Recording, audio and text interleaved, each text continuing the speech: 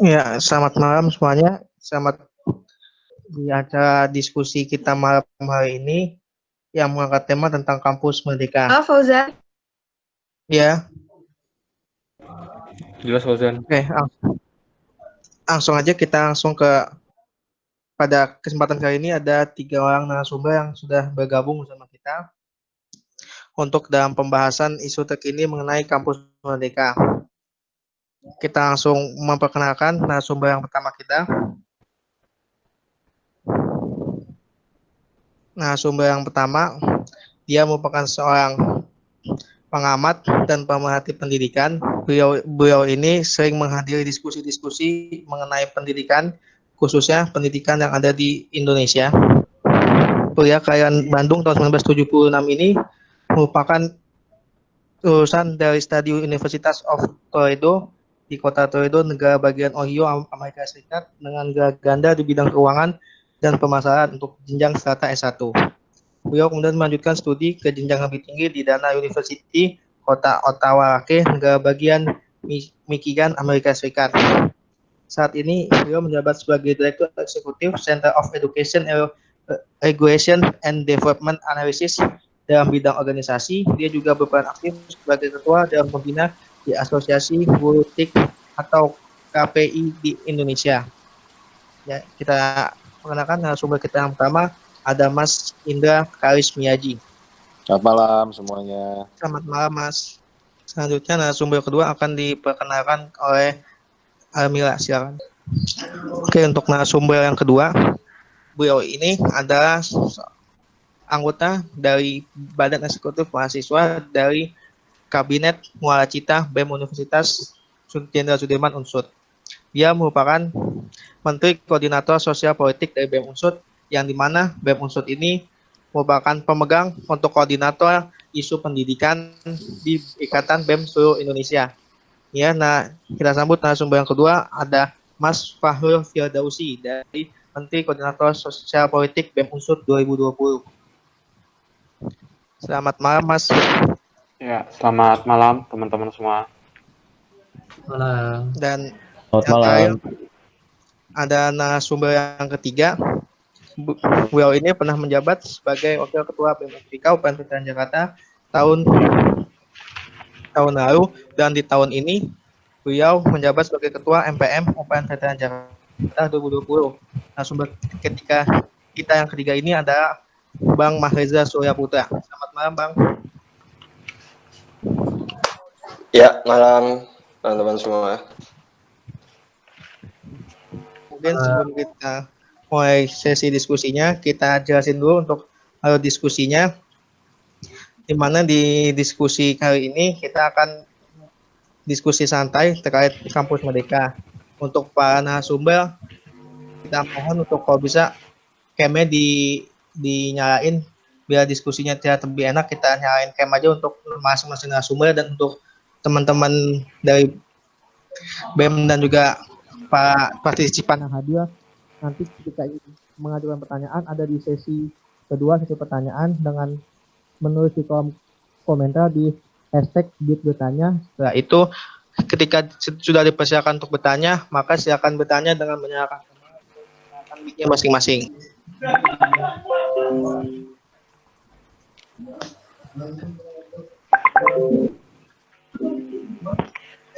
Ya, mungkin teman-teman yang lain bisa di mute dulu mic-nya biar nanti suaranya enggak keganggu yang lainnya. Langsung saja kita mulai sesi kita pertama, sesi diskusi umum bersama dengan ketiga narasumber mengenai kebijakan kampus merdeka, siapa yang akan merdeka. Di sini seperti kita ketahui, kampus merdeka merupakan salah satu kebijakan yang diambil oleh Menteri Pendidikan dan Kebudayaan Nadiem Makarim di awal kebijakannya, yang dimana pendidikan merupakan suatu proses penting yang dijamin oleh bangsa dan negara Republik Indonesia, dan pembukaan UUD 45 bahwa salah satu tujuan nasional bangsa Indonesia ialah untuk mencerdaskan kehidupan bangsa. Program Kampus Merdeka ini pertama kali diluncurkan pada Jumat 24 April 2020 bertempat di Gedung D Kantor Kemendikbud Jakarta, yang merupakan kelanjutan dari program sebelumnya, yaitu kebijakan Merdeka Belajar. pertanyaan pertamanya, diskusi pertamanya kita akan mulai dari masing-masing pendapat dari narasumber. Bagaimana sih sebenarnya pendapat tanggapan awal ketika mendengar ada kebijakan baru, yaitu kebijakan Kampus Merdeka yang waktu itu langsung disampaikan langsung oleh Mas Menterinya. Mungkin bisa dari Mas Indra dulu, tanggapan awal masih tentang kebijakan ini, kebijakan Kampus Merdeka. Oke, selamat malam semua. Terima kasih waktunya. Kalau menurut saya kebijakan Kampus Merdeka ini kan memang kebijakannya Mas Menteri, bagian dari Merdeka Belajar ya. Kita harus paham dulu apa filosofi dasarnya kenapa beliau menggunakan istilah merdeka ini kan gitu. Beliau itu banyak melihat, ini hasil diskusi dengan beliau ya, kalau orang Indonesia itu kebanyakan baru bergerak kalau ada perintah. Konsepnya begitu. Padahal di era yang sekarang ini kita butuh yang disebut dengan inovator, orang yang bisa level berpikirnya itu di level menciptakan, menjadi inovator, kreator gitu. Jadi bukannya sebagai pencari kerja, tapi sebagai pencipta kerja. Jadi orang yang bisa bergerak sendiri dengan motivasi sendiri, tidak hanya bergerak karena diperintah. Itu hasil diskusi dengan beliau. Jadi konsep dasarnya itu dulu yang harus kita pahami kenapa muncul istilah Merdeka Belajar, Kampus Merdeka. Mungkin kita mulai dari situ dulu ya. Oke, terima kasih Mas Indra atas tanggapan awalnya. Kita coba ke Bang Fahrul nih, Bang Fahrul Fidausi sebagai Menteri Sospoannya BEM Unsur, dan di mana BEM Unsur kan kebetulan juga menaungi sebagai koordinator isu pendidikan di BEMSI. Dan di Hardiknas kemarin juga sudah menerbitkan kajian tentang Kampus Merdeka ini. Nah, gimana sih tanggapan awal terkait tentang kebijakan ini, kebijakan Kampus Merdeka yang merupakan kebijakan yang baru diterapkan, coba dibuat oleh Mas Menteri kita, Mas Mendikbud Nadiem Makarim itu.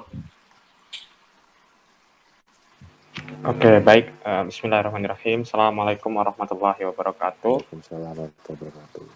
Ya, selamat malam sekali lagi teman-teman semua. Baik, mengenai kebijakan Kampus Merdeka atau Merdeka Belajar, memang ini adalah sebuah penetrasi kebijakan yang dibuat oleh Mas Menteri Nadiem Makarim, karena kita juga bisa melihat bagaimana karakteristik kebijakan ini, kebijakan Kampus Merdeka, tidak terlepas dari background dari Mas Menteri sendiri ya, sebelum menjabat sebagai Menteri Pendidikan dan Kebudayaan. Nah, kesan awal yang timbul ketika kami melihat kebijakan Kampus Merdeka ini adalah bahwasanya ada sebuah upaya yang dilakukan oleh pemerintah dalam melakukan link and match antara pendidikan dan pasar kerja gitu, dengan pasar industri. Nah, yang akhirnya kita bisa lihat kebijakan ini cukup memberikan otonomi atau memberikan sebuah kelonggaran kepada kampus untuk bisa mendapatkan nilai-nilai prestis yang itu tidak seperti biasanya didapat dengan mudah begitu di masa-masa sebelumnya. Nah, kebijakan-kebijakan ini kan isinya kemudahan ya, pokok-pokok kebijakan dari Kampus Merdeka ini isinya kemudahan-kemudahan yang diberikan oleh pemerintah, sehingga makna Kampus Merdeka itu diartikan untuk kampus ini lebih leluasa begitu dalam mengatur dirinya. Gitu sih mungkin di awal. Oke, makasih Mas Fahrul Fidausi. Kalau dari Bang Mahriza gimana nih? Tadi kan Bang Indra bilang ini suatu kebijakan yang memang diambil karena karakteristik kita yang mesti dipecut dulu baru mau kerja. Terus kalau Bang Fahrul bilang ini memang sesuai sama background Mas Menteri yang ingin memberikan kekuasaan pada setiap kampus. Nah, kalau dari pandangan Bang Mahriza sendiri gimana untuk kebijakan Kampus Merdeka ini? Ya, oke, terima kasih Fauzan selaku moderator. Mungkin sebelumnya perkenalkan Mas Indra Mas Fahrul, saya Reza dari UPN gitu. Karena memang pada dasarnya kita mungkin diundang narasumber, tapi kita satu sama lain belum pernah bertemu dan belum pernah kenal sebelumnya ya Mas ya. Tuh, mungkin saya izin juga masuk di sini. Ya, Salam jadi kenal juga. salam kenal Mas Indra. Ya, mungkin begini, pada dasarnya untuk perubahan artinya ini adalah salah satu inovasi dari Bapak Menteri kita ya, seperti yang kita ketahui. Tetapi pada dasarnya setiap periodenya, setiap pemegang jabatannya siapapun pasti selalu memiliki inovasi terbarukan, selalu memiliki ide-ide yang baru yang memang tujuannya mudah-mudahan baiklah ke depannya untuk kita semua gitu.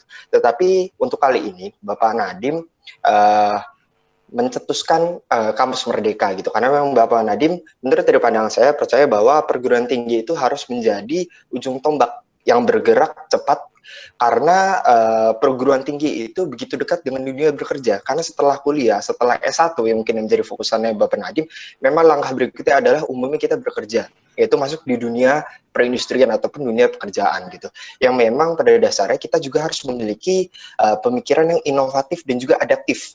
Maka dari itu dengan kampus merdeka ini mungkin yang dari Bapak Nadiem usulkan, Bapak Nadiem juga sampaikan, agar kita bisa memiliki sifat yang inovatif, adaptif, ataupun kita mampu mengikuti arus serta perubahan lingkungan pada saat ini gitu. Maka dari itu fokus utama dari kampus merdeka ini salah satunya inovasi dan juga adaptif. Mungkin untuk awal Mas Fauzan itu dulu. Ya. Mungkin dari Almira masuk ke pertanyaan yang kedua untuk bahan diskusinya. Halo, udah bisa masuk belum Almira? Apa masih ada gangguan? Baik, terima kasih Mas Bang Mahreza. Ya, selanjutnya untuk dari permasalahan berikutnya yaitu menurut udah jelas gak? Maaf, apa udah bisa didengar? Menurut kajian yang telah dibuat oleh BEM FIK, sebenarnya ada 3 permasalahan utama di bidang pendidikan tinggi di Indonesia, yaitu yang pertama, mahalnya biaya pendidikan. Yang kedua, kualitas tenaga pengajar dan kebebasan berekspresi dan mimbar akademik masih belum dirasakan. Jadi bagaimana menurut para narasumber, apakah kebijakan kampus merdeka ini sudah mengatasi atau sudah menjadi solusi bagi permasalahan pendidikan yang ada seperti tadi? Siapa dulu nih? Boleh Pak, Mas Indra dulu, silahkan. Oke, kalau saya dari kacamata seorang pemerhati pendidikan sekaligus praktisi, di level perguruan tinggi jelas bukan solusi untuk kita bicara pembangunan SDM yang unggul. Ya kalau kita bicara mutu pendidikannya ya, gitu. Kebayang nggak kira-kira masalah besarnya itu apa di urusan pendidikan kita? Teman-teman ada yang tahu nggak dari berbagai kajian mungkin yang sudah kalau tadi kan katakan kajiannya biaya tinggi ya, itu bukan itu problem besarnya.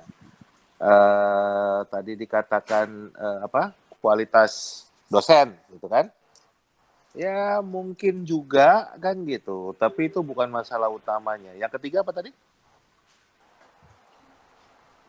Apa udah cuma 2 ya? Satu lagi yang kebebasan mimbar akademik. Kebebasan berekspresi dan mimbar akademik yang masih belum dirasakan. Ada 3, Mas. Ya itu berimbas sih, tapi sebetulnya problem besarnya pendidikan kita bukan di sana. Ada yang tahu nggak apa sebenarnya problem besar kita dari mutu pendidikan?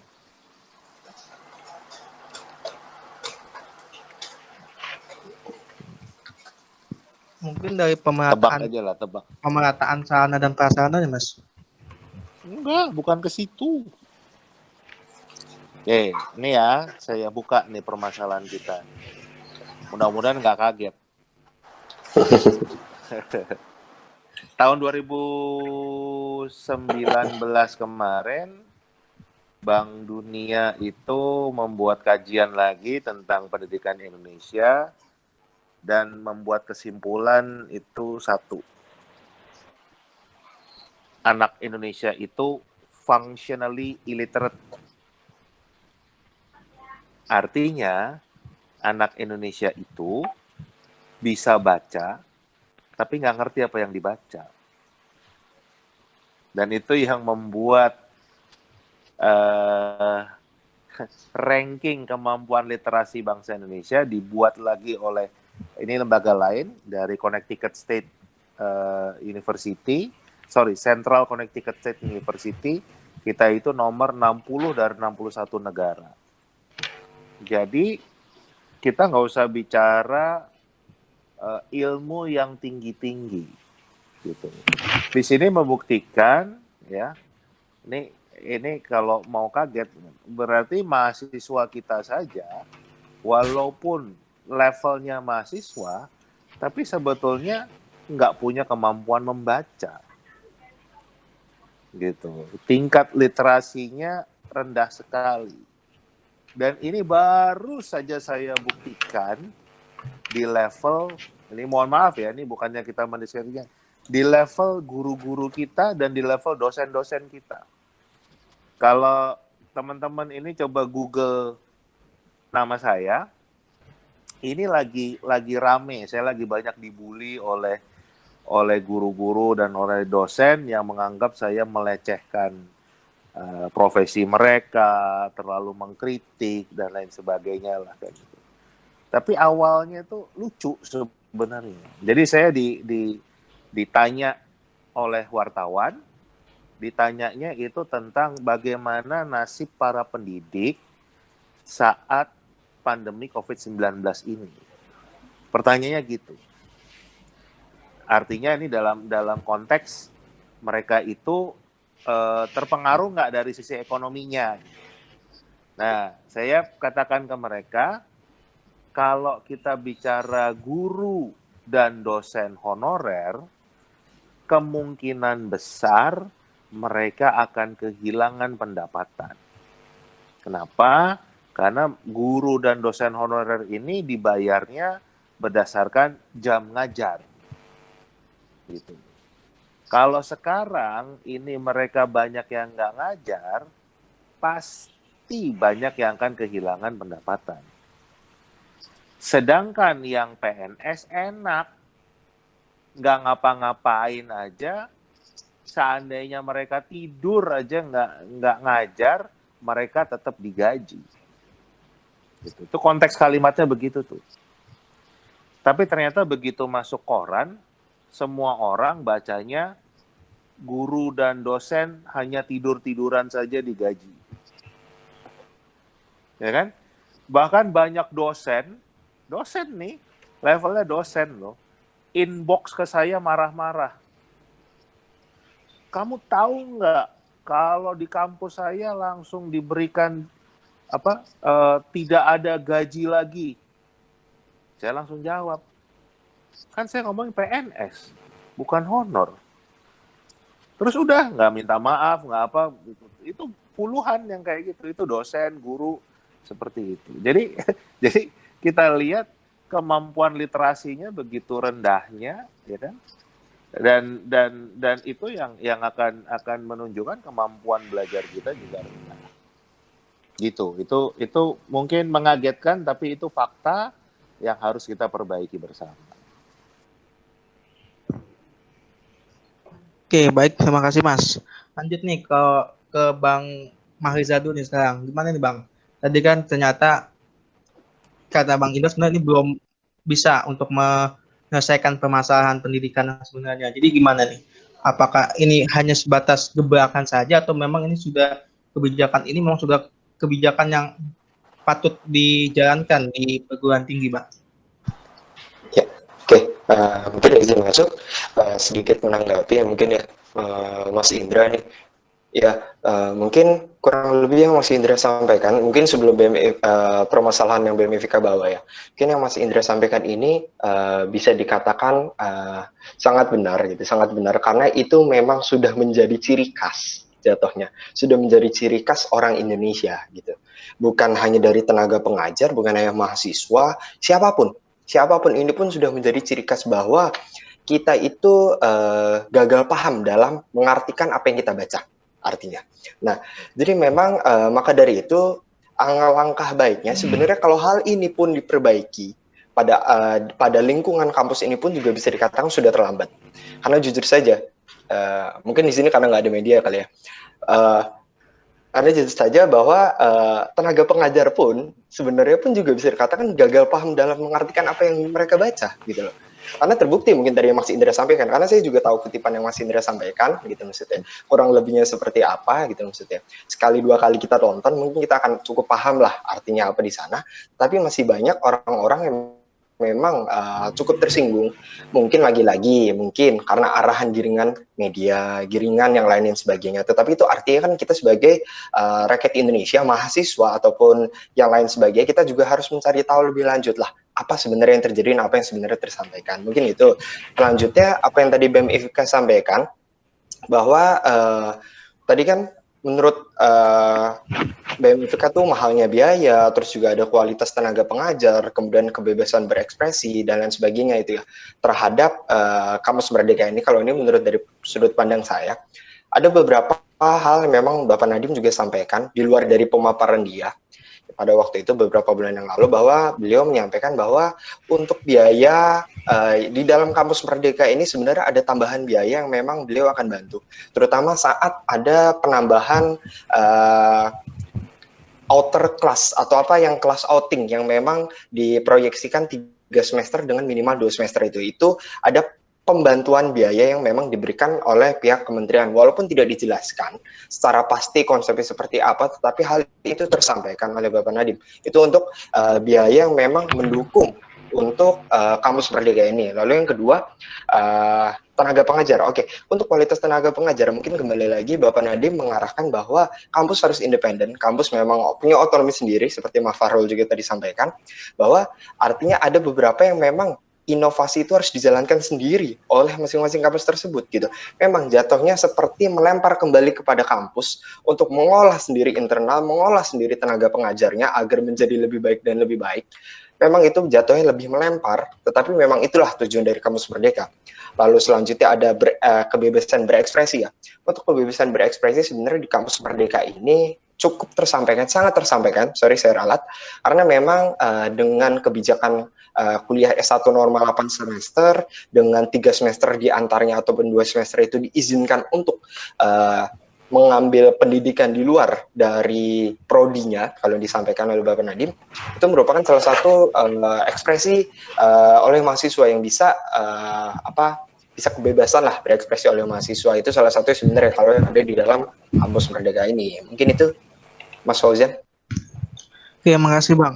Kalau dari Bang Wahyu nih, gimana nih sebagai salah satu yang ikut mengawal sebagai koordinator isu pendidikan di BEMSI, yang namanya kebijakan Kampus Merdeka yang ternyata menurut pandangan dari Mas Indra sebagai seorang praktisi dan pengamat pendidikan ini belum mampu menjawab dengan permasalahan pendidikan yang ada sebenarnya. Jadi gimana tanggapannya? Iya, oke.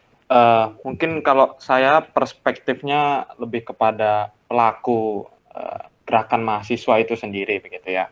Karena ya tujuan atau output dari BEM Unsud sebagai koordinator isu pendidikan tinggi mengkaji permasalahan ini memang ya kita bisa mengeskalasikan gerakannya kemudian atau menindaklanjuti permasalahan atau isu Kampus Merdeka ini ke Kemendikbud begitu.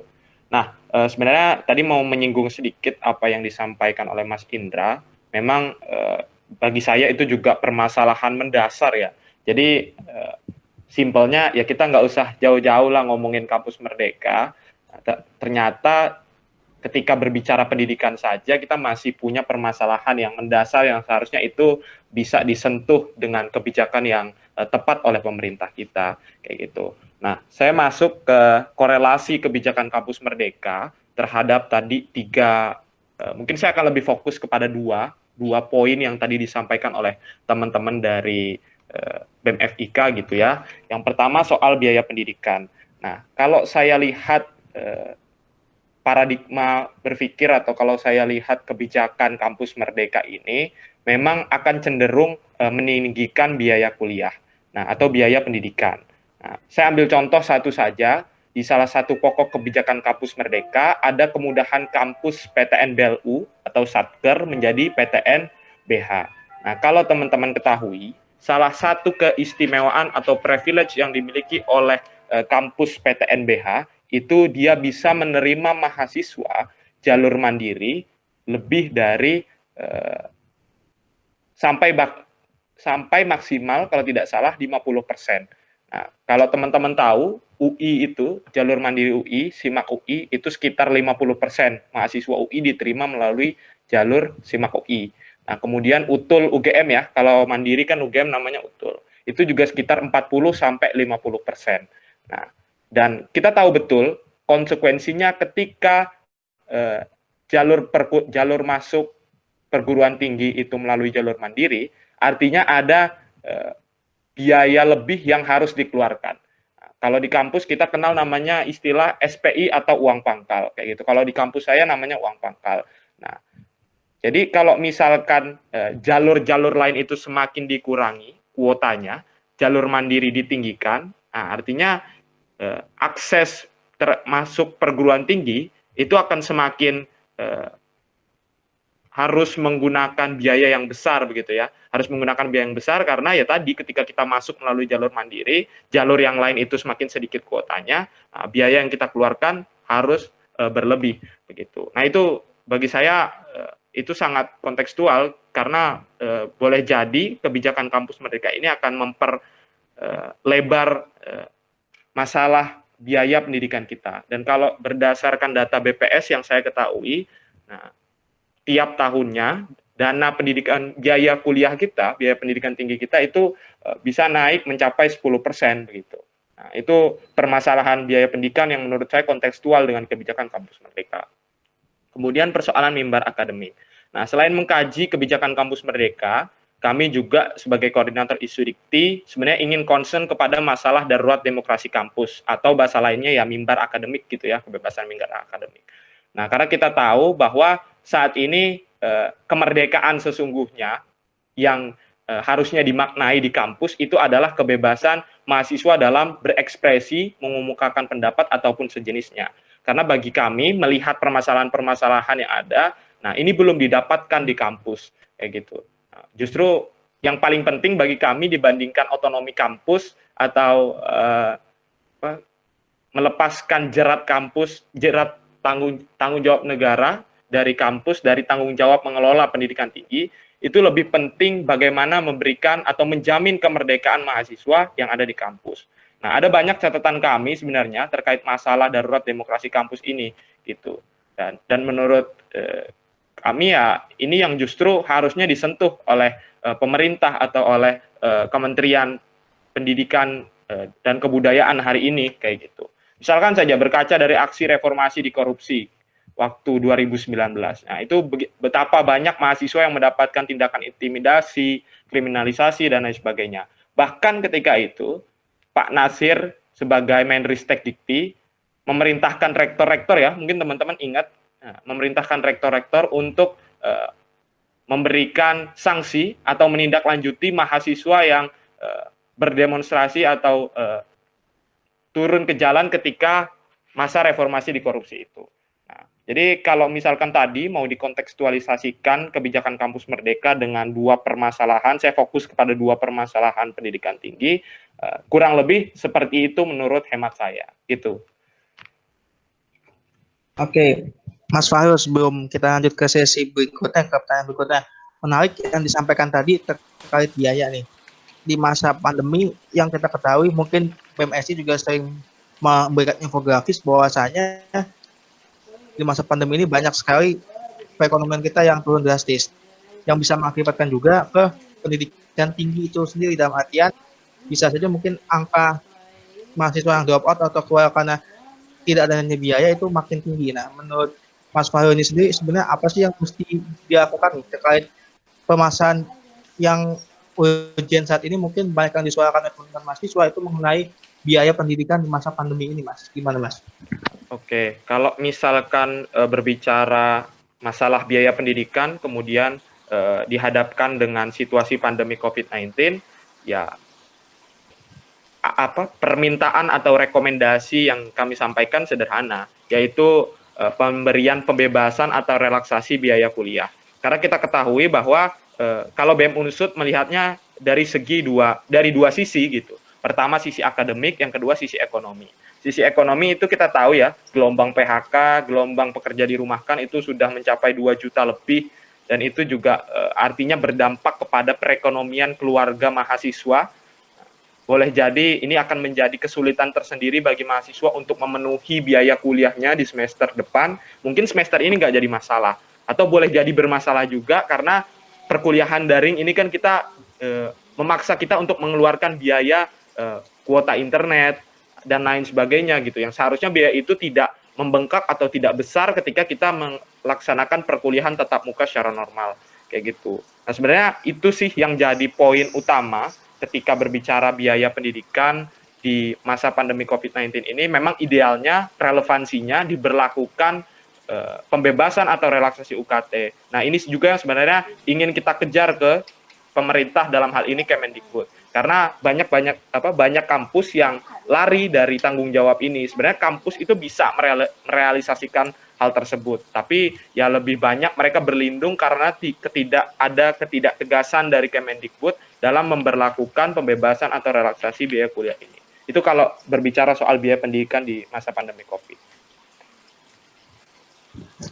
Oke, kita lanjut. Sebenarnya yang sering kita baca dan yang kita kaji juga di BEMFIT ini sebenarnya yang menjadi sorotan dari kebijakan Kampus Merdeka ini ada di beberapa poin. Misalnya yang poin pertama tentang yang PTN yang tadinya bukan PTN-BH akan diberikan kemudahan untuk menjadi PTN-BH, yang dimana yang sering yang kita dapat info ketika PTN ini berubah menjadi PTN-BH itu akan menjadikan PTN semakin, yang tadi dibilang sama Mas Fahru, biayanya akan semakin tinggi ketika dia diberikan kebebasan, yang artinya ketika PTN itu menjadi PTN-BH menurut Koordinator Nasional Jaringan Pemantauan Pendidikan di Indonesia JPPI, Mas Ubaid, dan mewawancara di CNN, dia mengatakan bahwasanya kebijakan Mas Nadiem berpotensi menjadikan kampus sebagai pasar bebas. Yang pertama.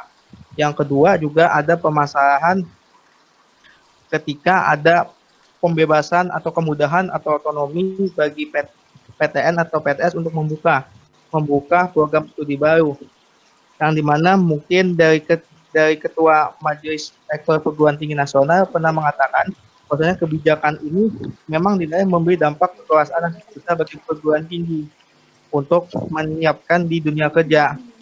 Nah, tapi yang ditakutkan adalah ketika hanya terfokus untuk menyiapkan apa yang diinginkan oleh industri, terkesan kampus ini menjadi ladang untuk mencetak orang-orang yang hanya berfokus untuk bekerja sebagai, dalam bahasa kasar, sebagai buruh atau pekerja industri saja.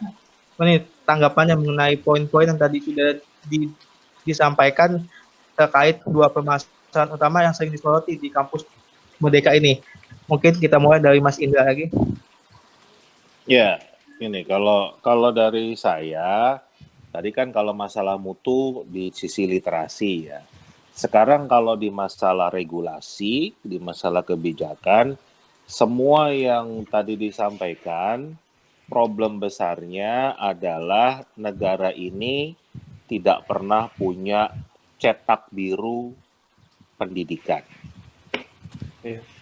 Jadi semua itu ya berjalan sesuai dengan adanya apa, suka-suka menterinya aja. Mau bikin ini, yang penting anggarannya habis. Tapi nggak pernah disusun. Sebetulnya kita tuh butuh SDM yang kayak gimana sih? Ya kan? Yang dimaksud SDM unggul tuh kayak apa? Kan gitu.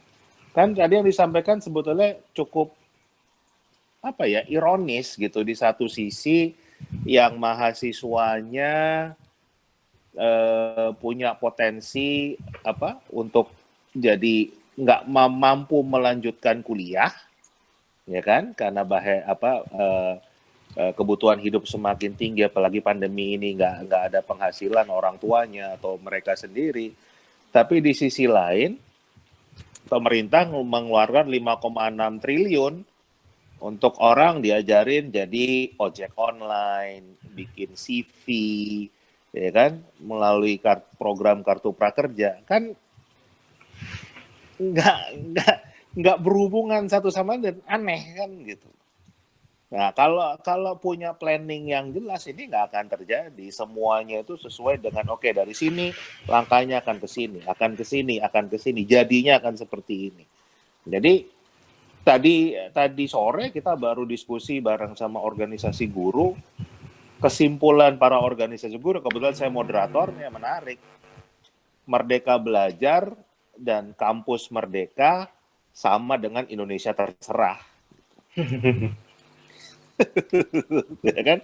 Karena nggak jelas sebetulnya arahnya kemana, mau jadi apa kan gitu, nggak ada blueprintnya. Itu dari saya. Oke Mas, sebelum kita ke sumber lain, menarik tadi Mas bilang kita belum punya blueprint Ya, atau belum punya standar regulasi lah misalnya.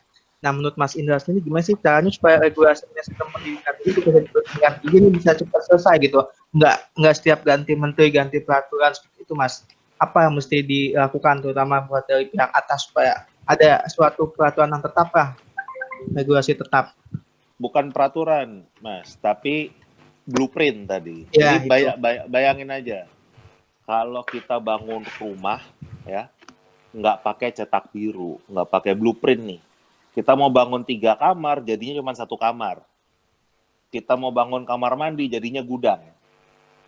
Gitu. Tapi anggarannya sama. Dan itulah yang terjadi di negara kita. Gitu. Nah, kalau mau kita kritisi lagi, kenapa pemerintah nggak pernah mau nyusun blueprint pendidikan? Anggaran pendidikan ini kan yang paling besar, 20% nih. Ya kan, kalau dibandingkan dengan sektor lainnya, APBN ya paling besar pendidikan. Gitu. Kalau nggak ada blueprintnya kan harusnya bikin 3 kamar jadinya 1 kamar kan nggak salah.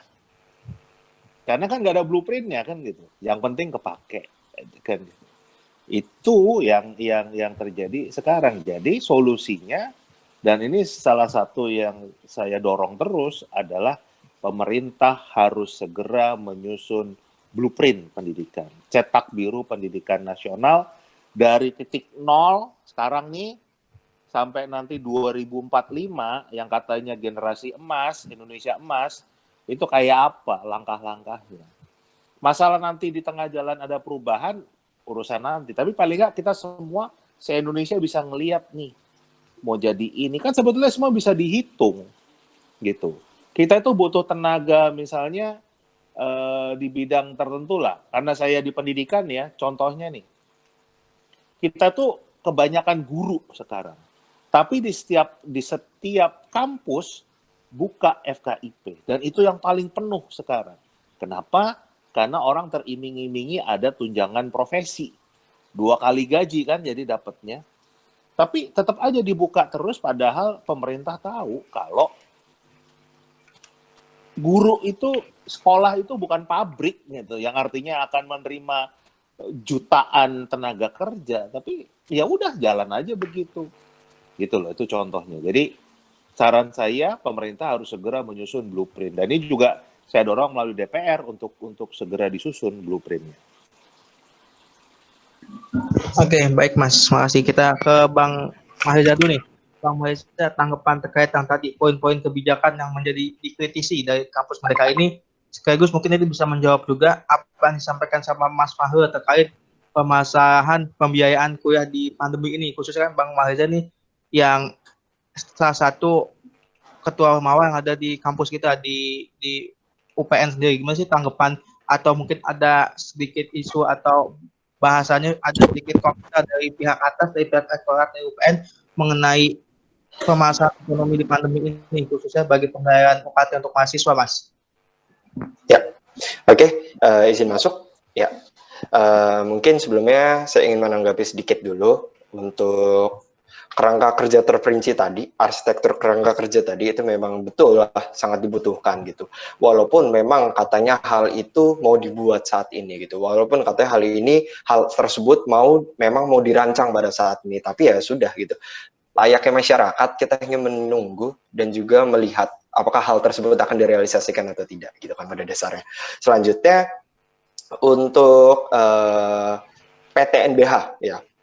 kemudahan merubah PTN Satker atau BLU menjadi PTNBH. Menurut saya itu sebenarnya banyak hal yang perlu dikritisi dalam hal tersebut. Betul tadi disampaikan untuk masalah pendanaan biaya, karena memang akan semakin besar jalur mandiri yang masuk seperti Mas Farul sampaikan tadi.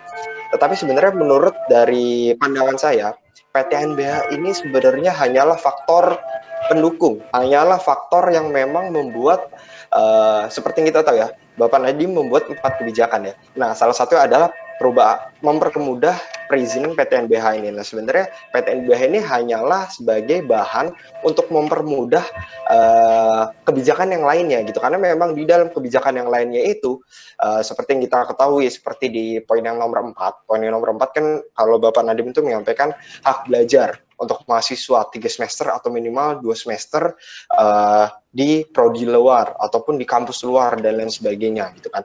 Nah, hal tersebut bisa akan mudah terlaksana apabila memang pada dasarnya kampus tersebut sudah PTNBH, itu salah satunya.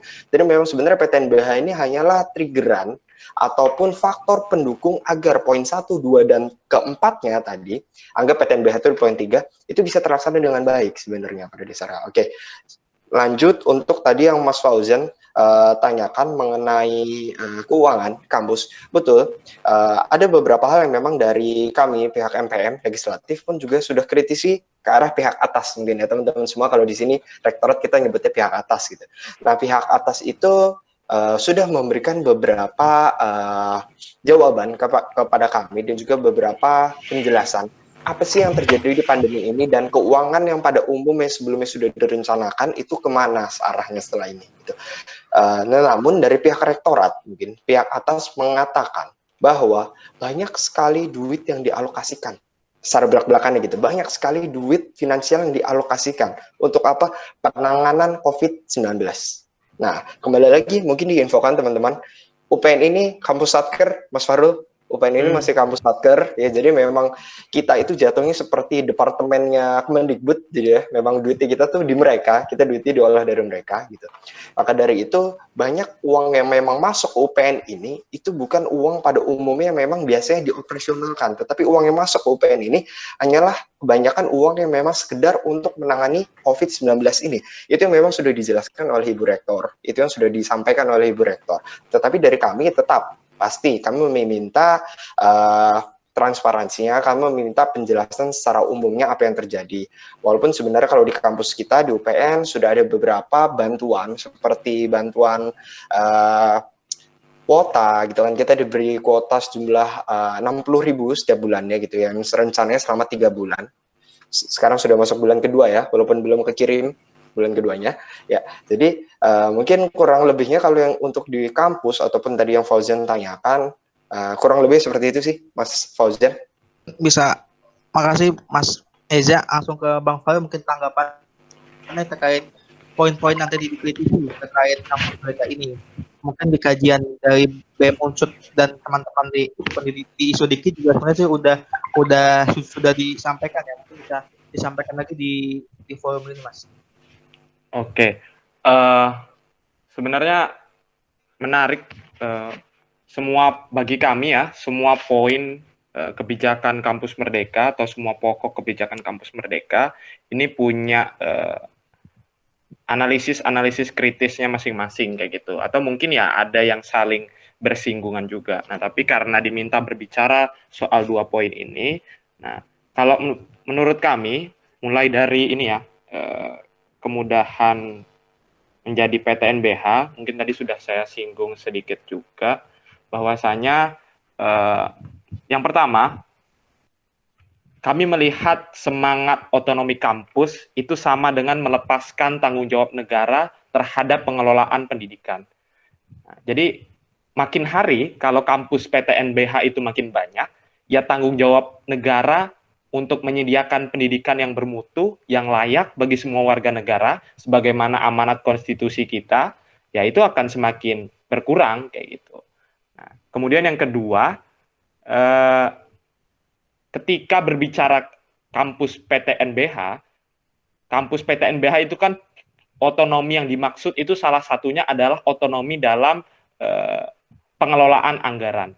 Nah, Makanya ketika kampus PTNBH, kampus berstatus sebagai PTNBH, dana yang diberikan oleh pemerintah, kementerian kepada kampus itu semakin dikurangi, kayak gitu. Nah, kampus dituntut untuk bisa mandiri secara perekonomian. Nah, makanya banyak kampus-kampus PTNBH atau bahkan kampus-kampus yang mengejar untuk menjadi PTNBH itu mempunyai yang namanya badan usaha, kayak gitu. Kalau misalkan kita tahu UGM itu punya hotel, gitu ya. Nah, terus kampus-kampus yang lain juga punya berbagai usaha-usaha lain. Nah, itu adalah salah satu upaya untuk bisa mandiri dalam perekonomian. Nah, tapi untuk mendapatkan hal tersebut, untuk mendapatkan pemasukan yang bisa membuat perguruan tinggi PH itu shuttle, itu tidak mudah, kayak gitu. Nah, makanya cara paling mudah yang sering dilakukan oleh kampus-kampus, bukan hanya PTNBH atau PTNBLU, itu adalah meninggikan biaya kuliah atau menarik biaya-biaya lain di luar UKT yang sudah dibayarkan. Nah, makanya kalau di PTNBH itu kan kita kampus itu diperbolehkan menarik uang pangkal gitu ya. Nah, itu lucunya Permenristek Dikti nomor 39 tahun 2017 tuh. Nah, uang kuliah tunggal itu biaya yang tunggal, tidak ada biaya lain selain itu yang ditarik kepada mahasiswa, tapi ada yang namanya uang pangkal yang diperbolehkan ditarik untuk mahasiswa jalur mandiri. Nah, kemudian yang berikutnya kita melihat juga ini menjadikan perguruan tinggi kita akan semakin diserahkan atau dilemparkan begitu saja kepada mekanisme pasar tanpa ada perlindungan. Gitu. Jadi ya sudah, karena dia punya otonomi sendiri, negara itu akan semakin menjauh dari perguruan tinggi tersebut gitu dalam interaksi atau dalam hubungan antara negara, dalam hal ini kementerian, dengan perguruan tinggi badan hukum ini, kayak gitu. Nah, kemudian masuk ke poin yang kedua, menurut apa yang sudah kita kaji juga, ada beberapa poin menarik sebenarnya ketika berbicara pembukaan prodi baru. Nah, tadi saya sudah katakan kata kunci, salah satu kata kunci di kebijakan Kampus Merdeka itu adalah melink and match-kan antara pendidikan dengan pasar kerja atau industri. Nah, ini juga sebenarnya amanat dari presiden kita ketika beliau menunjuk Mas Menteri Nadiem Makarim untuk menjadi Menteri Pendidikan dan Kebudayaan. Nah, jadi kita bisa lihat poin melakukan perguruan tinggi itu akan semakin link and match dengan pasar, dengan industri, itu di salah satunya ada di pembukaan prodi baru, kayak gitu. Jadi ya dengan kemudahan membuka prodi baru, ya boleh jadi nanti prodi-prodi yang ada di perguruan tinggi, yaitu akan sesuai dengan apa yang dibutuhkan oleh pasar, apa yang diharapkan oleh perusahaan-perusahaan, apa yang dibutuhkan oleh perusahaan-perusahaan, ya nanti bakal dibuat program studinya atau pendidikannya di kampus-kampus. Nah, artinya kan ini tadi ya, nah, karena mungkin tadi ada keterkaitannya juga sama ketiadaan cetak biru atau blueprint pendidikan kita, gitu. Akhirnya ya ikut apa yang dibutuhkan oleh pasar aja, oleh industri gitu. Jadi kampus ini jadi pabrik tenaga kerja gitu. Yang sudah keluar pabrik ya masuk pabrik lagi nanti gitu. Nah, kemudian yang ketiga yang kita lihat adalah kemitraan bisnis menjadi salah satu prasyarat yang ditekankan. Nah, artinya ya ini kampus akan semakin berprinsip seperti perusahaan gitu loh. Seperti sebuah institusi atau sebuah lembaga yang orientasinya mencari profit atau keuntungan, kayak gitu. Nah, kemudian yang berikutnya adalah kita melihat tujuan pendidikan tinggi kita atau mungkin orientasi pendidikan tinggi kita akan menjadi sangat parsial, kayak gitu. Karena kita tahu perguruan tinggi di Indonesia itu ada macam-macam jenisnya. Ada universitas, ada akademi, ada politeknik. Nah, kalau universitas itu kan memang orientasinya mengembangkan ilmu pengetahuan ya. Gitu. Kalau yang lebih ranah kepada praktisi atau vokasi itu ada teman-teman kita yang di politeknik. Nah, jadi kalau misalkan kita lihat kebijakan Kampus Merdeka ini khususnya dalam konteks pembukaan prodi baru, nah ya ini nggak paham sama landscape atau peta pendidikan tinggi kita. Nah makanya kalau dosen saya mengkritik di kampus itu kebijakan Kampus Merdeka itu, Nadiem ini membuat kebijakan Kampus Merdeka ini memperlihatkan ketidakpahaman dia terhadap nilai-nilai ataupun secara menyeluruh pendidikan tinggi kita. Kayak gitu. Jadi ya asal bikin kebijakan, yang penting kebijakannya link and match sama pasar, karena itu yang dimintakan oleh presiden, kemudian berangkat juga dari background-nya dia, ya akhirnya lahirlah kebijakan-kebijakan yang semacam ini. Kayak gitu. Itu mungkin dari saya.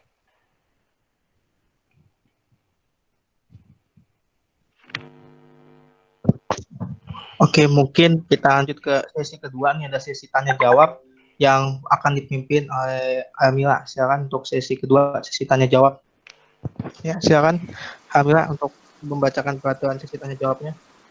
Ya, mungkin masih agak gangguan di sana ya. Kita untuk sesi tanya jawabnya ini, bagi teman-teman yang ingin bertanya bisa langsung ketik di kolom komentar aja, ketiknya hashtag #bitbertanya, nanti setelah dipersilakan namanya baru silakan memberikan pertanyaan, silakan dinyalakan kameranya dan nanti bisa langsung memberikan pertanyaan pada narasumbernya, bisa langsung nyebut aja mau nanya ke siapanya. Silakan teman-teman, ditunggu yang ingin bertanya. Ada mungkin teman-teman yang ingin bertanya dari teman-teman BEM FIK atau teman-teman abang-abang dari Senat FIK, mungkin tadi ada dari Kak Tia Sakinah, silakan untuk bertanya terlebih dahulu. Kak Tia Sakinah, bisa dinyalain cam-nya atau bisa dinyalain mic-nya, silakan. Ya, terima kasih Fauzan. Assalamualaikum warahmatullahi wabarakatuh. Perkenalkan, nama saya Tiara. Di sini saya ingin bertanya pendapat dari ketiga narasumber di sini mengenai keputusan tentang mempermudah PTN berbadan layanan umum atau BLU untuk menjadi PTNBH saat ini. Apakah di sini nanti berarti kan di sini dia kan kalau sekarang itu harus berakreditasi A dulu kan. Nah, kalau di sini apakah nanti setiap BLU yang menjadi PTNBH di sini akan disamaratakan gitu, baik dari segi kurikulumnya atau segala macamnya gitu. Dan apakah nantinya akan mempengaruhi kualitas pendidikan yang ada di Indonesia? Gitu, itu aja. Terima kasih. Assalamualaikum warahmatullahi wabarakatuh. Oke, terima kasih Kak Tiara. Mungkin ditampungnya dulu ya. Kita buka 3 pertanyaan di sesi pertama. Selanjutnya ada Bang Muhammad Ardina, silakan untuk memberikan pertanyaannya. Oke, bismillahirrahmanirrahim. Assalamualaikum warahmatullahi wabarakatuh. Waalaikumsalam warahmatullahi wabarakatuh. Ya, terima kasih atas kesempatannya. Sebelumnya, perkenalkan dari ketiga narasumber, utamanya dari Mas Fahrul ya dengan Mas Indra, karena dari Mas Reza memang sudah dari UPN, jadi memang kami sudah kenal. Perkenalkan, nama saya Muhammad Aldin Hedi Putra, saya selaku Ketua BEM Fakultas Ilmu Komputer UPN Veteran Jakarta. Saya ingin bertanya, utamanya memang untuk Mas Indra ya, sebetulnya saya ingin melanjutkan tadi yang dari pertanyaannya Tiara Sakinah. Tadi pertanyaan Tiara Sakinah itu adalah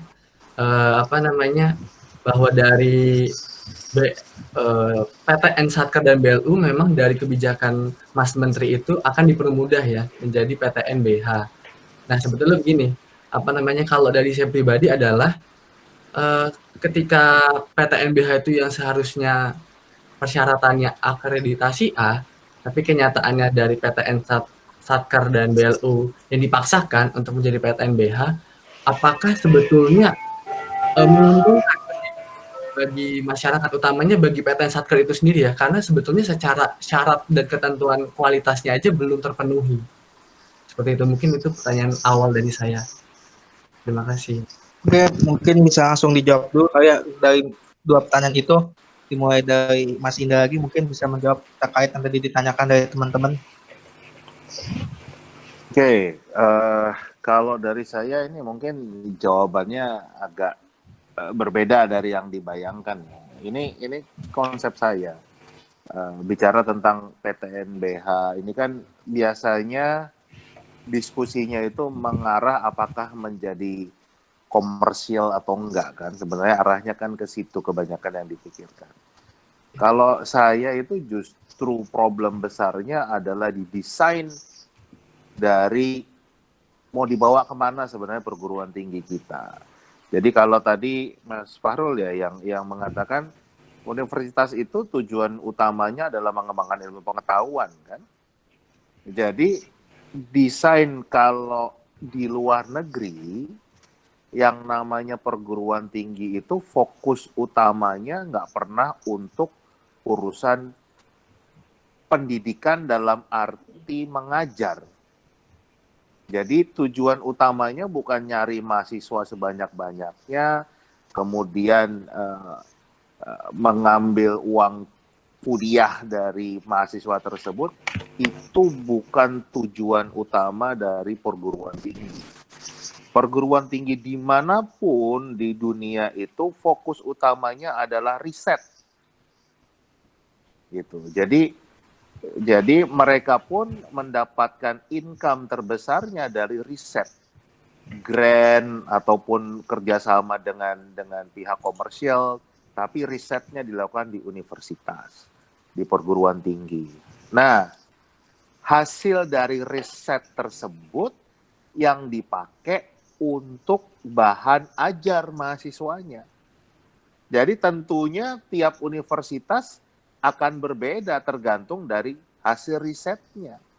Jadi kalau tadi diskusinya bicara tentang kurikulumnya apa, standarnya apa, itu malah udah sangat keliru dalam desain perguruan tinggi itu sendiri gitu. Jadi kalau saya malah mengarahkan, ayo kembalikan perguruan tinggi kita ke marwahnya, yaitu pengembangan ilmu pengetahuan. Jadi yang harus didorong akan lebih banyak riset, hasil risetnya baru dipakai untuk mengajar mahasiswa. Gitu. Itu yang nanti otomatis biaya kuliahnya juga akan turun. Kenapa? Karena bukan itu tujuan utamanya. Mereka mendapatkan grant itu dari hasil riset. Kalau itu sudah kita kembalikan, udah mulai benar lah arah pendidikan. Kalau sekarang kan benar-benar tersesat ini pendidikan kita kan. Nah, itu jawaban saya yang tentunya dari dua penanya tadi, saya bisa menjawab dua-duanya ya. Itu pandangan saya yang harusnya dikembalikan dulu. Jadi kita harus memperbaiki pokok permasalahannya dibanding kita hanya istilahnya menambal yang bocor gitu. Itu pandangan saya, Mas. Oke, baik. Makasih Mas Indra. Lanjut mungkin ke Bang Fahril nih Bang, buat menanggapi dua pertanyaan tadi terkait PTN, pengubahan PTN BH tadi yang mungkin ditanya sama teman-teman dari FIK ini sendiri Bang. Oke, boleh saya minta diulang sedikit pertanyaan biar takutnya nanti nggak pas. Oke, mungkin pertanyaannya mungkin tadi yang sebenarnya inti pertanyaannya tanggapannya terkait adanya perubahan dari PTN ini yang bisa dipercepat perubahannya dari PTN yang tadinya satuan kerja BO bisa berubah menjadi PTN BH yang syarat-syaratnya ini akan dipermudah oleh si Kemendikbudnya ini. Apakah nanti akan mempengaruhi kualitasnya atau mungkin ada pengaruh lainnya ketika si PTN ini bisa mengubah statusnya dengan cepat? Karena kita tahu kan untuk saat ini kan untuk mengubah menjadi PTN BH kan syaratnya sebelumnya sangat susah, ada persyaratan akreditasi dan lain-lainnya. Sedangkan di program Kampus Merdeka ini kan akan sedikit dimudahkan oleh Mas Menterinya itu sendiri. Jadi tanggapannya gimana? Apakah ini suatu kebijakan yang pas mungkin atau bisa menjadi blunder buat PTN nantinya? Oke, baik. Sebenarnya kalau saya memandang kebijakan Kampus Merdeka itu memang terintegrasi ya antara satu dengan yang lain. Misalkan ketika kita berbicara soal PTN BH, ya kampus untuk menjadi PTN BH itu kan persyaratannya yang tadinya 60% prodinya itu harus terakreditasi A, jadi harus 80% kalau di kebijakan Kampus Merdeka kayak gitu. Nah, goals ini bisa tercapai dengan mudah karena sebelumnya atau di poin kedua kebijakan Kampus Merdeka itu kan ada kemudahan reakreditasi perguruan tinggi kayak gitu. Yang tadinya perguruan tinggi itu masih berstatus B, C atau mungkin prodi-prodinya juga ya kayak gitu masih berstatus B atau C. Nah, itu bisa diakselerasi yang akhirnya bisa mendapatkan goals menjadi PTNBH. Nah, kalau menurut hemat saya sebenarnya ya dengan kebijakan-kebijakan ini yang terkandung di dalam kampus Merdeka, kekhawatiran saya adalah kampus ini akhirnya hanya mengejar label gitu loh, hanya mengejar predikat gitu. Ya kampus yang baik itu ya akan dipandang kampus yang PTNBH, yang prodinya akreditasinya A, yang PT-nya akreditasinya A, kayak gitu. Tapi persoalan mutu, persoalan bagaimana SDM yang dibentuk di dalamnya, kemudian bagaimana ilmu pengetahuan itu bisa terus dikembangkan dalam proses belajar mengajar, nah itu boleh jadi tidak jadi perhatian yang serius kayak gitu. Karena yang menjadi perhatian serius adalah predikat yang dikejar kayak gitu loh. Oh, kampus harus jadi PTNBH kayak gitu. Nah, kemudian kampus harus bisa membuka prodi baru sebanyak-banyaknya karena kebutuhan pasar hari ini tidak diakomodir oleh prodi-prodi yang ada kayak gitu. Nah, itu sih kalau bagi saya ya melihat permasalahan atau konteks ini begitu. Jadi saya khawatir bahwa penilaian terhadap perguruan tinggi kita ke depan atau akreditasi itu akan jadi tolok ukur paling utama gitu loh, goals utama, sedangkan ya boleh jadi masih jauh gitu. Orang kita bisa ini ya melihat secara jelas gitulah kontrasnya pendidikan perguruan tinggi yang ada di Jawa dan di luar Jawa kayak gitu. Ada 11 PTNBH yang ada di Indonesia. Nah, coba PTNBH yang di luar Jawa apa? Setahu saya cuma Unhas ya kalau nggak salah, Universitas Hasanuddin kayak gitu. Nah, tapi coba dibandingkan bagaimana tata kelolanya atau bagaimana kualitas pengelolaan perguruan tingginya, mutu pembelajarannya dengan perguruan tinggi UI, UGM misalkan. Nah, ini kan jadi ya akhirnya tersandra oleh predikat-predikat itu tadi gitu loh. Nah, mungkin itu sih kalau dari saya.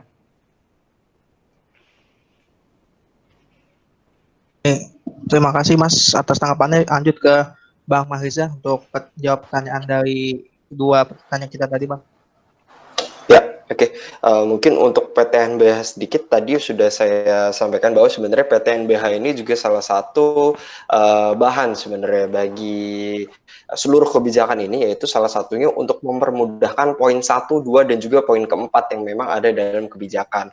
Karena untuk menjadi kampus merdeka gitu pada dasarnya sangat-sangat sulit untuk diimplementasikan apabila kampus tersebut, PTN tersebut terutama masih satker ataupun BLU gitu. Maka dari itu sebenarnya PTNBH ini salah satu salah satu bahan agar kampus merdeka ini bisa mulus berjalan. Tetapi pada dasarnya PTNBH, kebijakan pada PTNBH ini perlu kita kritisi. Kenapa? Karena memang betul tadi Mas Farul sampaikan, sampai saat ini PTNBH pun hanya ada 11 univ gitu. Bahkan memang jatuhnya kembali lagi Java sentris gitu ya masuknya ya, lagi. Tetapi mungkin begini, perlu kita lihat juga bakal banyak yang mengejar untuk PTNBH ini atas dasar apa? Yang pertama, betul, label penamaan. Lalu yang kedua apa? Subsidi pemerintah. Mengapa? Karena apa yang dikatakan oleh Bapak Nadiem, saat PTNBH ini syaratnya dipermudah, bahkan PTNBH ini saat satker menuju ke BH ataupun BLU menuju ke BH, Pak Nadiem mengatakan bahwa syaratnya akan dipermudah dan juga akan dibantu. Nah, dibantu ini apa? Apakah tanda kutip atau seperti apa gitu kan? Nah, lalu ada juga tidak ada pengurangan dana subsidi dari pemerintah. Artinya apa? Saat sudah berubah menjadi BH gitu. Saat berubah menjadi BH, kampus tersebut bisa mengelola keuangan di dalam sendiri pastinya. Tetapi dana yang diberikan oleh pemerintah tidak berubah angkanya. Hal ini pasti bagi perguruan tinggi berlomba-lomba. Kenapa? Karena memang cukup menggiurkan bagi mereka pastinya gitu. Ini merupakan suatu tricky, kalau kita sebutnya tricky dari Bapak Nadiem mungkin ya, agar memang kampus merdeka ini bisa segera terlaksana dengan kampus segera mengejar untuk menjadi PTNBH. Untuk menjawab kualitas, apakah kebijakan ini bisa menentukan kualitas menjadi lebih baik? Jujur saja, kalau dengan kebijakan yang sudah diberikan ini, kembali lagi, PTN ini akan jatuhnya lebih seperti organisasi mandiri yang memang sendiri. Pada dasarnya seperti PTNBH seperti apa. Maka dari itu kualitas di dalamnya tidak diatur di dalam Kampus Merdeka ini, tetapi kualitas di dalam Kampus Merdeka ini itu dikelola langsung oleh universitas tersebut.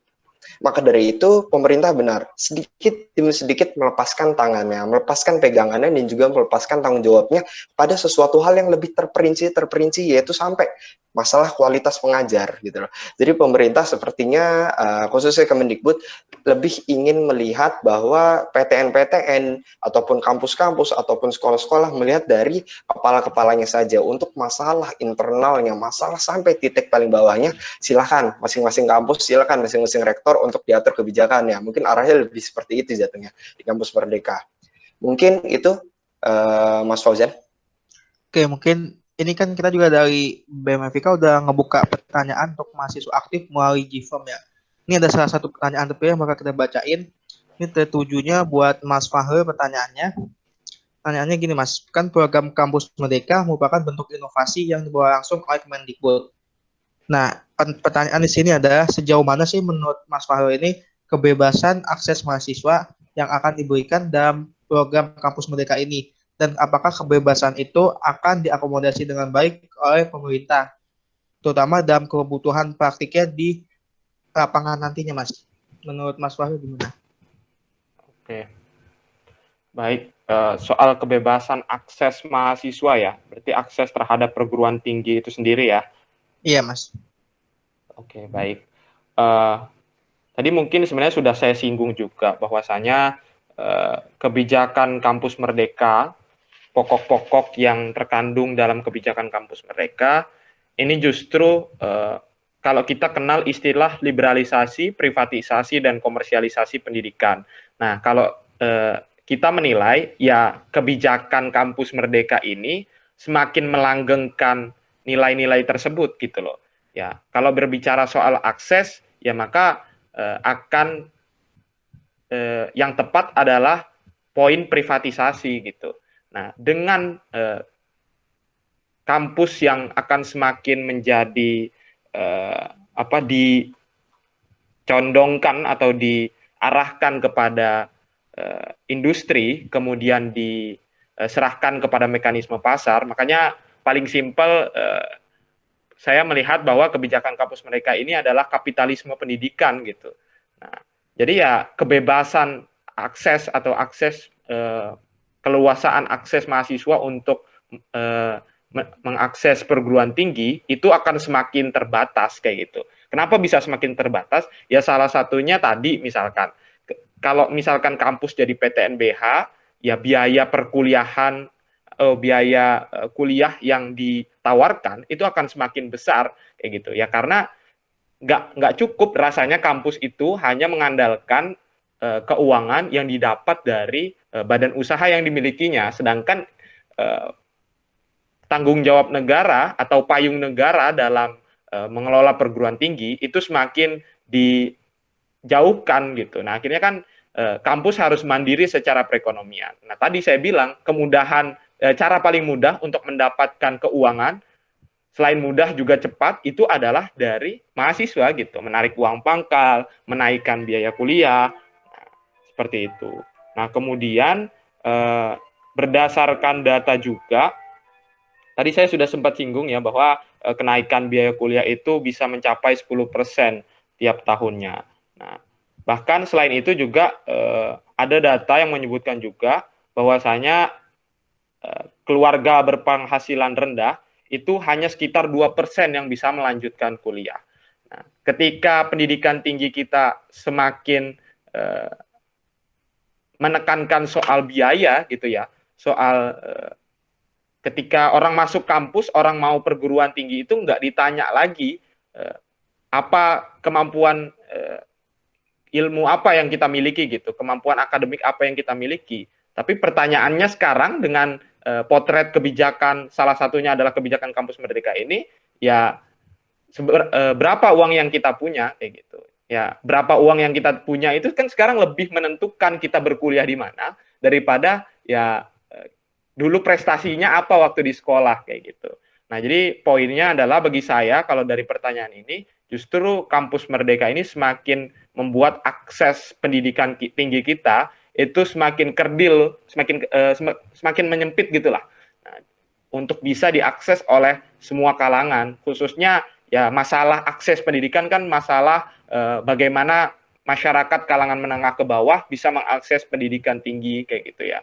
Nah, dengan kebijakan-kebijakan sebelumnya saja, ada uang pangkal, ada kebijakan kenaikan UKT, itu saja kita bisa lihat bagaimana akses pendidikan tinggi kita yang privat, nah, apalagi ditambah dengan kebijakan kampus Merdeka ini.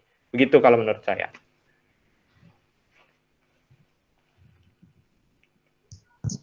Oke, mungkin sebelum kita tutup ada yang ingin bertanya lagi, bisa langsung satu pertanyaan terakhir mungkin bisa diajukan. Ya, silakan kembali Bang Adina untuk mengajukan pertanyaannya.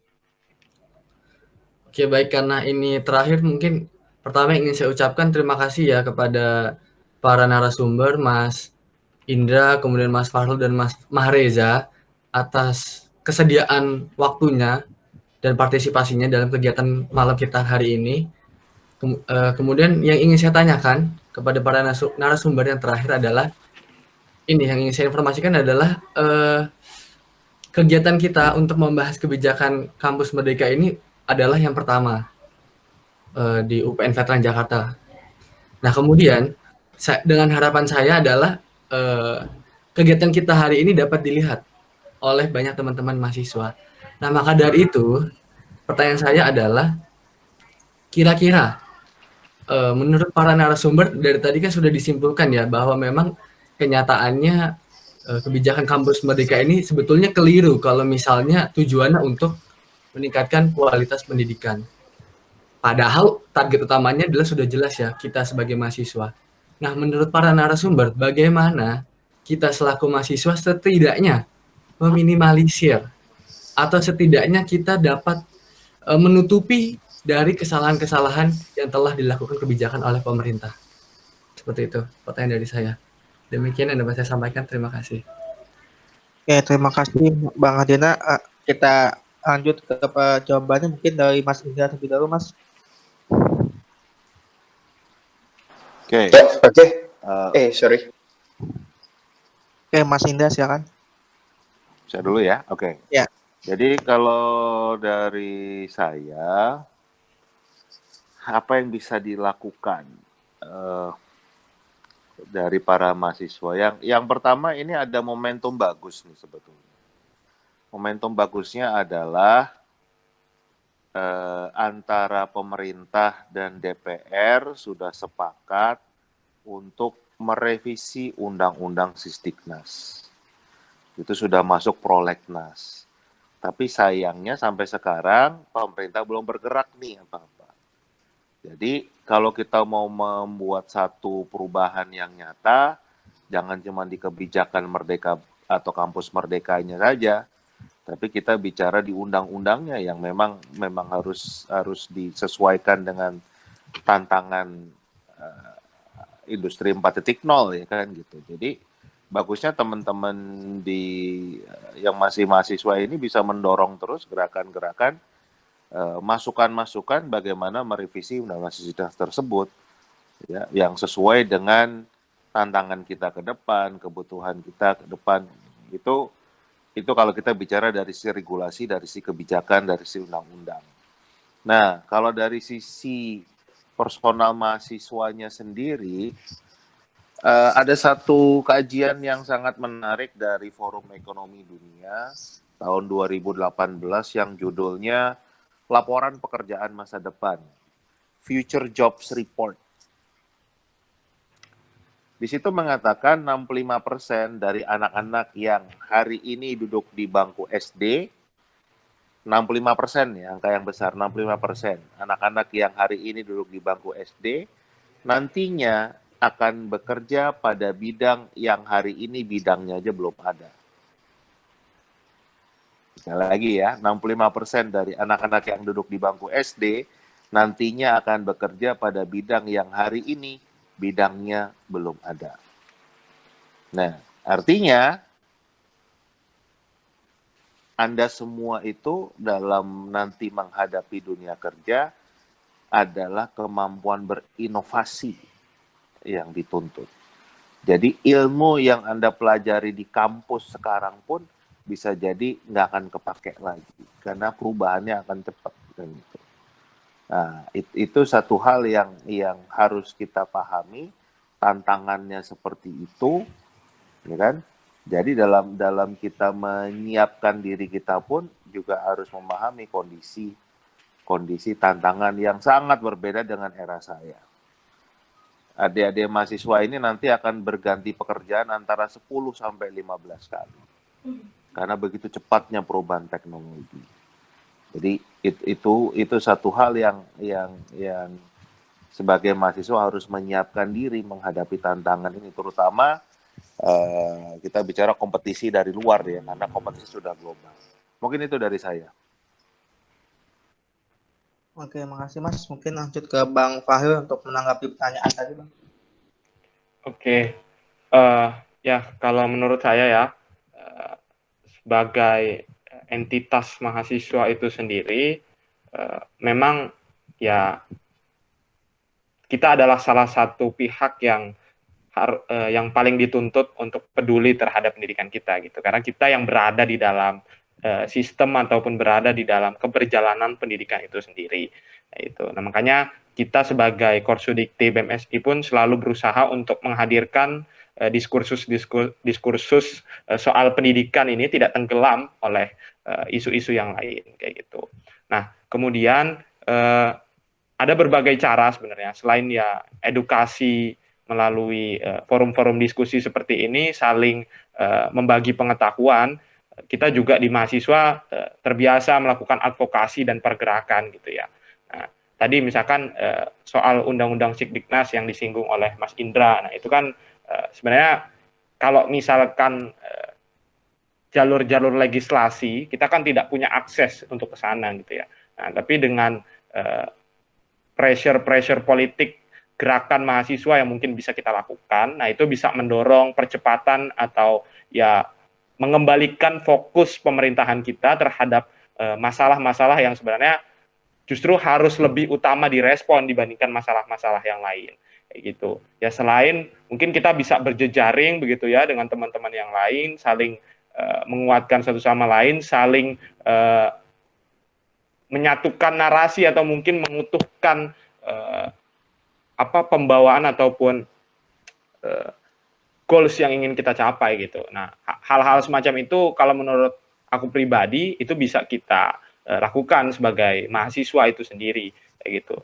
Ya selain di kampus kita masing-masing mungkin juga karena kebijakan kampus merdeka aja ya, kalau dikembalikan kepada kebijakan kampus merdeka itu kan memang sudah berusaha diadaptasi di kampus-kampus kayak gitu. Nah, ini juga perlu kita lihat praktiknya secara kritis di kampus kita masing-masing gitu. Jangan sampai justru ya hal-hal yang justru kita tidak inginkan dari kebijakan kampus merdeka ini loss lewat begitu aja gitu tanpa pengawalan dari kita gitu. Dan makanya ya kita pun sebagai Korsudikti di Aliansi BEM seluruh Indonesia juga butuh partisipasi gitu ya, butuh perhatian dari kawan-kawan semua terhadap isu pendidikan ini. Nah, ini juga saya sekaligus ngucapin terima kasih kepada teman-teman BEM FIK ya, UPN Veteran. Mas siapa tadi presmanya?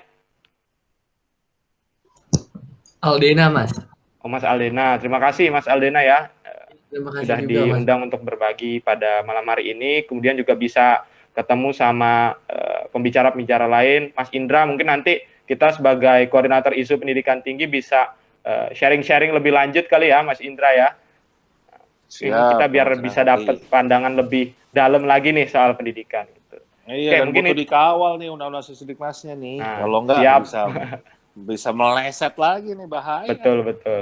Oke, nanti ya mudah-mudahan ada kesempatan diskusi ya Mas ya, kalau misalkan nanti coba kita upayakan. Gitu. Oke, paling itu kalau dari saya. Terima kasih atas kesempatannya. Oke, lanjut mungkin Bang Mahriza, Bang. Ya, oke, izin masuk mungkin ya. Apa yang bisa dilakukan oleh mahasiswa ya gitu. Sebenarnya contoh kecilnya adalah sekarang ini gitu. Saat ini yang kita lakukan gitu. Kita berdiskusi mungkin bersama praktisi, bersama Mas Indra, terus juga bersama dari BMC ada Bang Fahrul gitu, ini merupakan salah satu solusi juga. Kenapa? Karena memang dikatakan mahasiswa itu adalah sebagai agent of social change gitu. Kenapa? Karena memang fungsi kontrol sosial itu mahasiswa ambil andil di dalamnya. Kita itu bermain di dalamnya sebagai fungsi kontrol sosial. Memang betul gitu. Kasarnya adalah yang kita lakukan apa? Demo. Nah, itu kan kasar ya, jauhnya demo gitu. Tapi sebenarnya adalah kita mengkawal. Pada dasar kita itu sebenarnya mengkawal kebijakan-kebijakan ataupun dari aturan dari pemerintah yang keluarkan. Kita mengkawal dan kita mengkritisi dan kita menyampaikan bagaimanapun caranya. Sosial media kah, menyampaikan surat kah, dan lain sebagainya. Itulah yang bisa dilakukan mahasiswa secara umum kalau kita ingin mengkritisi salah satunya sebagai agent of social change, yaitu fungsinya sebagai fungsi kontrol sosial. Lalu kalau untuk kita mahasiswa pada umumnya di kampus secara perorangan, ya kita bisa mulai mengkritisi pelan-pelan tenaga pengajar kita di kampus seperti apa, dekan kita seperti apa. Itu merupakan agent of social change juga gitu, yang pastinya sesuatu yang kita proteskan atau sesuatu yang kita sampaikan karena kita nilai ada yang kurang baik, kita harus berdasarkan kajian yang pasti, yang pertama. Dan yang kedua, penyampaian ya, kita juga harus menggunakan penyampaian yang baik gitu, karena memang pada dasarnya kita mahasiswa, kita harus memiliki etika yang tinggi. Itu sih mungkin Mas Fauzan. Oke, mungkin teman-teman semua, kita udah di ujung diskusi kita pada malam ini. Mungkin teman-teman semua bisa nyalain on cam-nya dulu. Sambil teman-teman nyalain on cam-nya, ada satu pertanyaan terakhir atau closing statement. Kita minta closing statement singkat dari Pak narasumber, mungkin 1 atau 2 menit. Closing statement-nya adalah, menurut narasumber, sudah tepatkah kebijakan Kampus Merdeka ini? Dan sebenarnya, siapa yang akan merdeka dari adanya kebijakan ini? Mungkin kita langsung mulai dari Bang Mariza dulu untuk closing statement-nya, Bang. 1-2 menit, dipersilakan. Oke, terima kasih. Izin masuk lagi. Sudah tepatkah gitu? Kalau kita berbicara secara konsep, gitu, secara konsep pemaparan Bapak Nadiem pada waktu itu, konsepnya sudah sangat baik. Kita lihat secara konsep. Oke, konsepnya baik, artinya dia ingin meng-link and match-kan, kalau tadi kata Mas Farul kan, dengan dunia industri ataupun perusahaan. Niatnya sudah baik, konsepnya sudah baik, tetapi kembali lagi, merdeka untuk siapa? Walaupun secara konsep disampaikan merdekanya untuk mahasiswa, tetapi saat kita kritisi, merdekanya bukan hanya untuk mahasiswa. Maka dari itu, apapun konsep dari pemerintah, selagi itu baik, kita dukung, tetapi tetap dengan penuh kritikan, penuh dengan kritisi. Selaku kita mahasiswa, agent of social change, itulah yang harus terus kita lakukan, buat kajian, buat diskusi, buat pertemuan, menghasilkan sesuatu, sampaikan. Mungkin itu yang bisa saya sampaikan. Terima kasih Bang Mariza. Selanjut untuk Bang closing statement-nya, Bang. Siapa? Ini saya ya? Oke. Ya. Kalau pertanyaan utama diskusi hari ini adalah siapa yang akan merdeka dari Kampus Merdeka, sudah jelas gitu. Yang akan merdeka adalah tanggung jawab negara, peran negara terhadap kewajiban mereka untuk menghadirkan pendidikan yang berkualitas dan bisa menjadi ujung tombak peradaban kita untuk mencapai kesejahteraan yang diinginkan oleh seluruh warga negara kita hari ini. Dan bagi saya yang harusnya diperhatikan dalam konteks merdeka itu adalah kemerdekaan mahasiswa dalam kehidupan di kampus itu sendiri, atau yang saya singgung tadi adalah soal kebebasan terhadap hak demokratis ataupun mimbar akademik, yang itu seharusnya tidak terjadi penyempitan ataupun pemutusan dalam hal kebebasan berdemokrasi yang ada di kampus. Kayak gitu kalau dari saya. Terima kasih Bang Farul, dan untuk Bang Mas Indra, silakan untuk closing statement-nya, Mas. Oke, kalau menurut saya kebijakan Kampus Merdeka ini jelas belum menjawab tantangan pembangunan SDM unggul. Ya. Kenapa? Karena masih bersifat jargon, masih bersifat gimmick kan gitu. Kita belum tahu ujung pangkalnya karena kita belum punya grand design-nya, belum punya cetak birunya. Jadi kalau hanya sebatas gimmick kan gitu akan sulit gitu untuk bentuknya mau jadi apa kan gitu. Nah, itulah yang harus kita kritisi, yang harus kita benahi, karena kalau kembali hanya level gimmick kan yang merdeka siapapun juga nggak jelas kan begitu. Itu kalau menurut saya. Oke, makasih buat narasumber yang sudah hadir pada kesempatan ini. Mungkin sebelum kita tutup sesinya, teman-teman bisa nyalain kameranya lagi semua pesertanya untuk kita dokumentasiin, dan nanti videonya juga sudah kita record, kita rekam, akan nanti kita publish sebagai hasil diskusi kita pada malam ini ya. Mungkin teman-teman bisa di on camin kameranya semua, dan nanti bisa diambil gambarnya.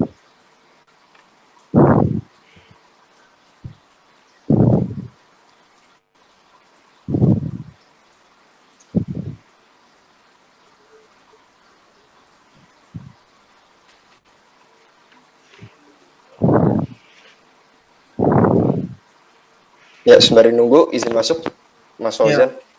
Ya, Ya, ini sebenarnya mungkin saya ingin mengucapkan terima kasih juga nih sama BMFIK ya, terutama yang sebagai pewadah dari kegiatan ini. Sebelumnya saya juga terima kasih nih, saya jadi bisa berbincang bareng dengan Mas Indra ya, karena memang selama ini saya hanya melihat mungkin di TV dan juga beberapa di sosial media dan juga di media dari Mas Indra. Dan juga Bang Fahrul ini, mungkin saya juga cukup mengikuti BMSI karena pada dasarnya sebelumnya saya juga anak BEM. Mungkin sekarang saya ke legislatif, itu aja. Mungkin ada suatu ketika kita bisa punya ngobrol-ngobrol lagi, satu tempat lagi. Mungkin apakah di proyekan saya saat ini di universitas kita bisa kolaborasi lagi bersama Mas Indra ataupun Bang Fahrul. Mungkin itu. Ya. Saya juga terima kasih atas undangannya, yang mudah-mudahan obrolan kita malam ini bermanfaat. Kita butuh anak-anak muda untuk mengawal SDM kita nih. Kita benar-benar parah di kualitas SDM. Kita butuh adik-adik mahasiswa untuk bantu terus memperjuangkan SDM ini kualitas yang sangat penting. Gitu. Sekali lagi thank you atas undangannya. Mudah-mudahan kita bisa ngobrol lagi, diskusi lagi di lain kesempatan. Oke, terima kasih atas semua narasumber yang sudah hadir pada kesempatan kali ini. Saya selaku pembawa acara dan moderator acara kali ini ucapkan terima kasih dan maaf jika ada kekurangan acara pada hari ini, dan semoga apa yang kita diskusikan nanti bisa bermanfaat untuk kita semua dan bisa menjadi momentum di bulan Mei ini. Selain bulannya reformasi juga bulannya pendidikan. Semoga di bulan Mei ini kita bisa menyatukan yang tadi Mas Fahrul bilang, menyatukan visi kita untuk pendidikan di Indonesia. Sekian yang dapat saya sampaikan. Kurang lebihnya mohon maaf. Terima kasih Bang Indra untuk kesempatan diskusinya, Bang Fahrul yang jauh-jauh dari BEM Unsur sudah mau menyempatkan hadir, dan dari Bang Mahriza sendiri terima kasih. Dan buat teman-teman semuanya, kurang lebihnya mohon maaf. Wassalamualaikum warahmatullahi wabarakatuh. Selamat malam.